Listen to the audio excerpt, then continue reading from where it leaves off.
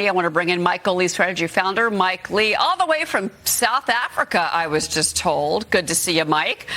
John Lonsky's here on set with me here in New York. So, Mike, we will start with you. Markets kicking off after being closed yesterday. Futures right now are a little bit lower as we move into the final trading day of the week. But we did extend the year-end rally on Wednesday. The S&P 500 rising to a fresh all-time high. Obviously, this is optimism about economic growth and stronger corporate earnings. Investors watching for that possible Santa Claus rally. Of course, this is every year we talk about the historical year-end boost spanning the final trading days of this month into the first few sessions of next year. Obviously, it's been a great year for the markets. That was powered by AI. The NASDAQ up 22% for the year. S&P 500 up 18%, Dow 14%. Mike, you've been bullish all through 2025. You have made the right call on the markets. You say 2026 could be another strong year. Where do you see the big opportunities? Yeah, look, I think it's going to be better. I think the spending that we're about to get on artificial intelligence, as well as the knock-on effects from the passage of the big, beautiful bill and the immediate depreciation, takes a while for that multiplier to kick in, as well as Fed balance sheet liquidity coming in and interest rates coming lower.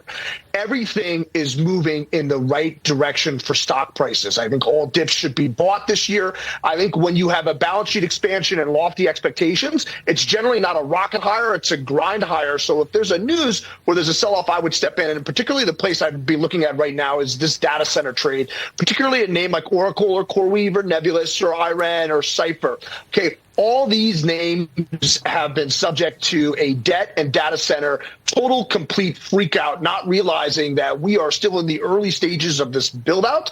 They're creating supply for something which is a supply demand imbalance, the likes I've never seen before in my entire career, and that will persist for many years in front of us. And I think all these companies are going to surprise dramatically to the upside. You look at a name like Broadcom, ABGO, that just sold off because of an ever so slight miss on earnings. A lot of these names are highly volatile, and you have great opportunities to enter when the market just decides one day they don't like them, and then the whole bottom falls out. So I think this AI trade is going to be spectacular going in this year, as well as the financials. I particularly like Apollo and Blackstone because it's going to be a great year for private equity valuations. Their financing costs are coming down, capital markets are improving, and the economy is improving. So there's going to see a lot of exits, a lot of higher fees from these. But all in all, even if you're an index investor, 2026 is going to be a spectacular year, and that likely leads into 2027 and 2028. Well, on the side of the U.S. economy, John Lonsky, Maria spoke with Treasury Secretary Scott Bessent, and he was very bullish about what the overall picture for the U.S. is going to be in 2026. Listen to this. 2026 is going to be a bountiful year. The longest government shutdown in history was a hit to GDP, slowed things down. We're still going to finish the year probably 3.5% GDP growth, which is incredible. We have very good momentum coming into next year. The economy is broadening out. There's so many parts to that are kicking in. We've had 15% uptake in capital expenditure. Capital expenditure historically always leads to job growth.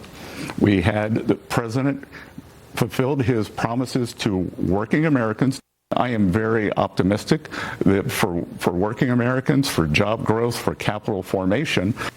And John Lonsky, 4.3% GDP growth for the third quarter. Oh, that's right. But, actually the underlying rate of real GDP growth is closer to 3%. The reason why it was so strong was because of a one-time narrowing of the trade deficit. Nevertheless, it's a very strong economy at this point in time.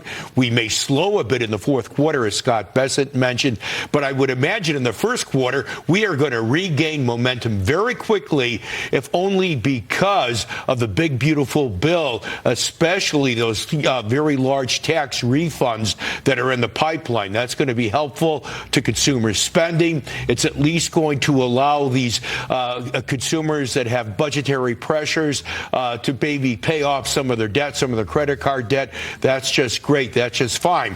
And if it does turn out, however, if we're looking at growth faster than 3% for 2026, there's a good chance that by the second half of this year, we could be experiencing a return of unwanted inflationary pressures, especially from the labor market as jobs creation comes back.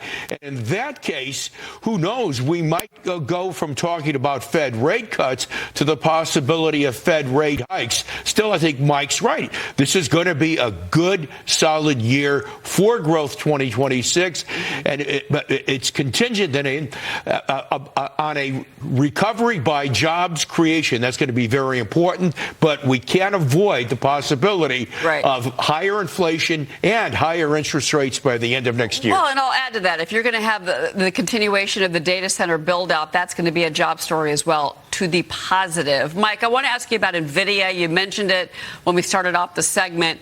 They just cut this tech licensing deal with AI chip startup Grok, and this gives them access to the technology from Grok, and then they're going to be integrating Grok's chip design into Nvidia products. This means that Grok's CEO and senior leaders are all going to Nvidia. Grok is going to be still operating as an independent company, but Nvidia says this expands their AI factory platform. What's your reaction to this? Yeah, it's unbelievable how cheap Nvidia stock is. You're trading at about 12 to 13 times 2027 earnings. And this is a stock that historically trades between 35 and 40 times a forward multiple. That implies like a triple from here over the next 12 to 15 months. The market as a whole does not understand how the AI tech stack works, the supply-demand imbalances, the demand for tokens, and where this is going and how fast it's getting there. It's unbelievable that some of these stocks are priced this cheaply. Some of them are very healthily priced, like my favorite of all time, Palantir. But a lot of these stocks, it's just unbelievable given the earnings avalanche that's going to come to them that are trading there. I love Nvidia. This is an unbelievable deal for them, and this is going to be an unbelievable year. Right. Real quick before we go, guys, the Postal Service is got a cash crunch going on. We know this. They've lost about $9 billion over the past year. They're looking to raise revenue, opening their last mile delivery network to more customers, but that could cause the Postal Service to lose their biggest client. That would be Amazon. Look, this is a big deal. This could really change the Amazon U.S. Postal Service story. What do you make of this, Mike Lee? Who does this benefit? Yeah, look, you generally don't want the large government agencies involved in this scale of private enterprise for obvious reasons. And so, but at the same time, you need this sort of service to deliver the snail mail, even though it's less utilized than it was. Yeah. So this puts the government lawmakers in a tough spot, which, they've always been good at figuring out. I think it'll be interesting to see because, again, Amazon, with their own jets, their own trucks, they've got UPS, they've got FedEx.